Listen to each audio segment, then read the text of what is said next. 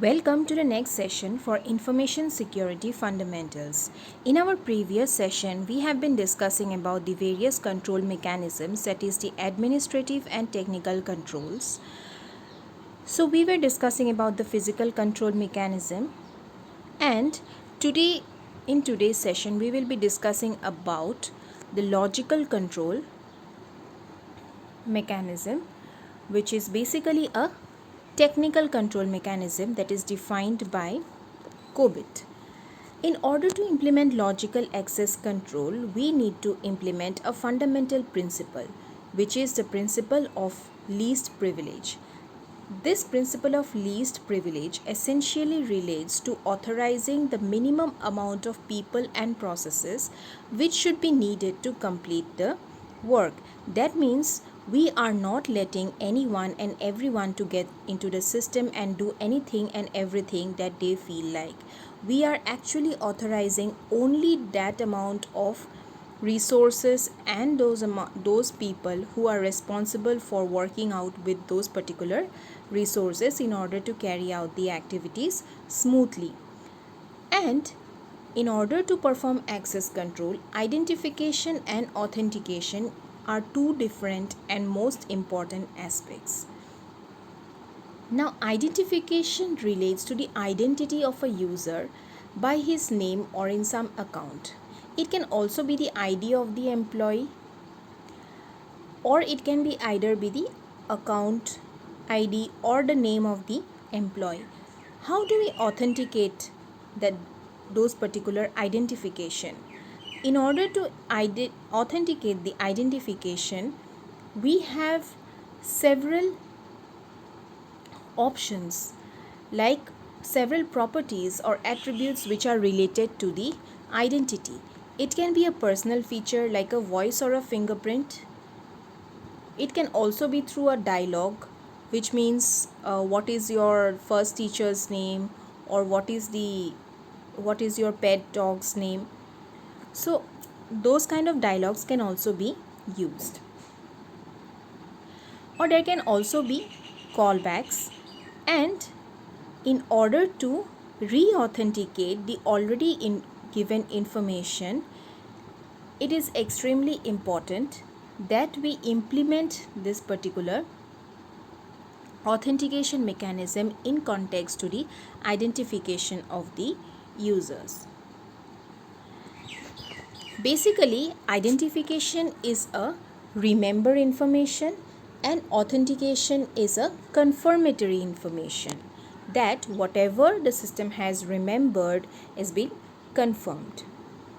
The third is threat monitoring. So threat monitoring again is extremely important, because when you authorize these users, you have to go and monitor some threats. We will be talking about threat monitoring in our subsequent modules in greater details, but it has to be made possible by logs and reports which are generated by the system that a threat has been made. For example, a user logs in with many times with wrong password. There are many attempts to log into the system with different passwords, and these passwords are different from each other. Basically, they are much different from each other. For example, one might say ABC, which suppose I made A as capital and my password is ABC. Next time I make B as capital and I try this, it is not too different. But suppose I say ABC and next time I say CAB, then these two passwords are very, very different. So I need to monitor this type, and where do we get these details? We look at the logs, we look at the reports. So there is the constant monitoring and auditing of the logs and reports. We cannot say auditing, more of monitoring of these logs and reports, which will go and find that threat at the earliest possible time and stop that threat from penetrating into the system. So essentially it is a preventive control rather than allowing the system to expose the system to threat and then trying to solve the problem by detecting and correcting. We now prevent the threat from entering, and that is what access control does from a logical perspective or from a technical perspective. So basically your logical access controls provides a platform for preventive control mechanism rather than for corrective or detective kind of control mechanisms. Moving ahead to identification and authentication, as already mentioned, identification is a remembering information, and it is the process of determining what entity, whether it might be a person, a role, or a process, is attempting to initiate a specific action. That means whether someone is trying to initiate a particular activity and who is that someone. Whether it is a person or a particular role or a particular process. Next step is authentication, which is basically a confirmatory mechanism, and it is the class of techniques we use to ensure that identification is done properly and that the information has not been changed by a third party. So, in order to ensure authentication, we use various attributes in association with the identity of that particular entity. The identity essentially would be referring to any of the username of the user, and the authentication would be relating to any of his attributes or features related to him, which might be a fingerprint, an iris detection, or a dialogue. So who you are, that is your identity, what you know, that is the password, what you have is a token, and what you are, which are the biometrics. All these four parameters forms identification and authentication process of logical access control. Talking about authentication and who you are basically relates to the username of the entity. It might be either the name of the person or the ID of the person or process or particular role. And the next point is, what do you know? In order to authenticate that person or that user in association with the username, there needs to be a password or an attribute related to that particular username. So what you have is the third important parameter, which are basically tokens. So tokens are the gateways or the permissions that you are being referred to or you are being related to. And next important factor is, what are you? They are the biometrics. So biometrics essentially relates to the biological features which are used for access control or identification and authentication of a particular user. It might be related to a digital signature or a face recognition or a hand geometry recognition or an iris detection, etc. So we have n number of biometrics which are there in order to authenticate our identity. So these four parameters, who you are, what do you know, what you have, and what are you, these four parameters constitute the entire authentication mechanism. However, a balance between security and productivity is important. For example, suppose an employee having bad throat cannot log in for voice recognition system security. Let's take an example of your voice recognition or probably your fingerprint recognition in order to authenticate your identity. I am using my voice recognition or a voice recognition system in order to authenticate my identity. But suppose one fine day I have a bad throat, which will essentially mean that on that particular day my pitch or my voice might slightly change. If it changes, I will have to spend almost half a day trying to log in, or almost the entire day trying to log in, because the system will not be allowing me to authenticate my identity until and unless it is manually overridden or it is manually corrected by the developer or the person in charge. This will lead to inefficient productivity, and because of the strict security mechanism that is been imposed, the productivity sometimes might go down due to unavoidable circumstances like this example. So in order to maintain a proper balance between security and productivity, security should be implemented with a combination of the above mentioned authentication mechanism, and it should be identified as to which particular authentication processes do we follow while authenticating a user. Now, what is the importance of access control? It prevents from disclosure attacks, it prevents from data integrity attacks. However, it does not protect from denial service, and it does not protect from virus attack. The first point, that is, it prevents from disclosure attack, means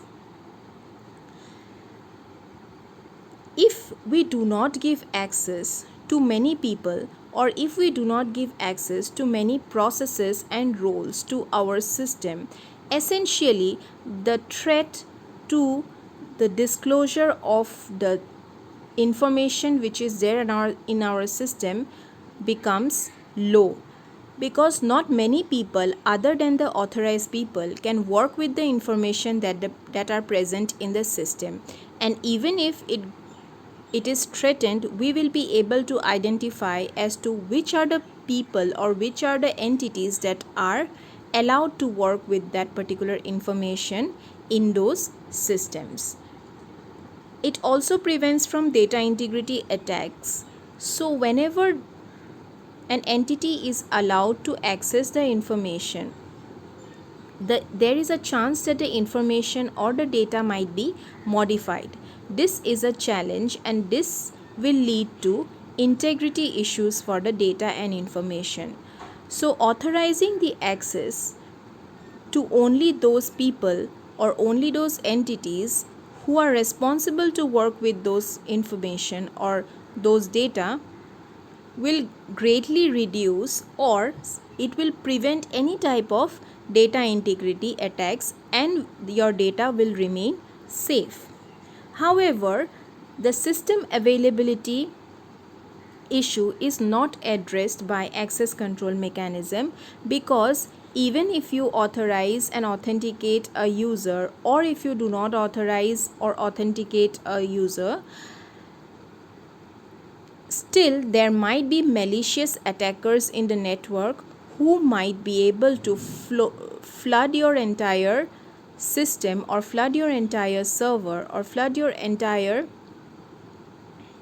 network with dummy packets of data or useless packets of data, thereby making the system availability a major concern. So access control mechanism will not play a very important role in order to prevent denial of service attack, and it also will not protect from virus attack. So access control mechanism essentially will not look after any of the virus attacks, and you might still be facing problems with downloading of malwares while downloading important information when it comes to your virus attacks. So in order to authenticate, you have certain logon procedures.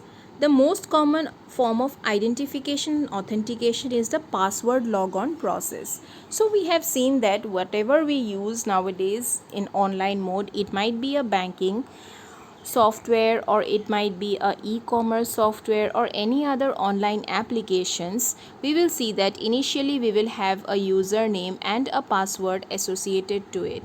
However, we should understand that traditional passwords are not secure. By traditional passwords, we mean that passwords which are weak in nature. For example, lowercase passwords which are having less than length 6, or uppercase, or some words from the dictionary which we form as a password, or numbers or their pattern in a keyboard. So all these are traditional passwords and they are basically not considered as secure because they are very open to password attacks and people might easily be able to decipher the password that is there. Traditional passwords, however, now needs to be replaced with hardware crypto tokens, which means generating random numbers, and those random numbers needs to be matched with your system, and then only you will get access to that particular system. Or just for example, we have various OTPs. Whenever we do a transaction, we get an OTP in our phone. So those kind of mechanism needs to be implemented apart from having a particular password,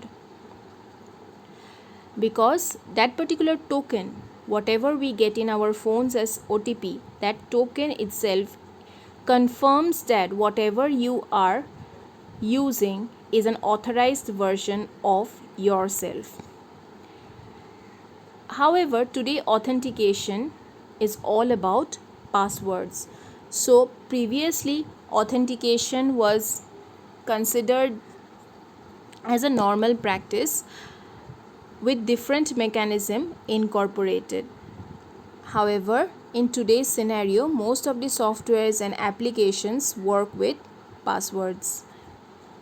So we have to make it very sure that whenever we are using a particular password, we have to use it in the strongest way possible. That means we have to eliminate various systems or various traditional mechanisms by which we design passwords, like having a weak pattern like 1 2 3 4 5 6 7, or a pattern in the keyboard, like in your QWERTY keyboards you have QWERTY. So if you give all those words or all those letters in the keyboard in a pattern, it also gives a better scope for the hackers to hack your password. Similarly, using of lower and uppercase letters throughout, which has a length of less than 6, or using of dictionary words, this also poses threat to your password mechanism, and trivially short, which is less than 6 letters. So all these forms weak password category and should be avoided, and they can be successfully attacked. Now if you Google into the internet, so you will find a lot of password cracking tools, both open source and commercial ones. So all these password cracking tools essentially will lead the hackers to crack your password if you have not used a substantially strong password for your application or software. For example, sectools.org. So this is a website which you will be finding a lot of password crackers and a lot of mechanisms by which you can actually crack a password. If you look at this screenshot, John the Ripper password cracker, so this is one of the very famous password crackers, and it is an open source password security and password recovery tool which is available for different operating system, not only for Linux, it is also used for Mac OS, Windows, web apps, groupware, network traffic captures, encrypted private keys, etc. So this is one of those famous password cracker which are used on a wide scale if you feel that you have a need to crack a password for any application. However, we do not encourage people should try doing all these unethical activities, but still it is important for us to learn how these things work. So basically, password forms an important and a most integral part of authentication. A, a strong password is extremely important from the perspective that your system will remain secure from hackers and attackers who might threaten the system data integrity as well as information disclosure attacks. So, this is all for today. Thank you.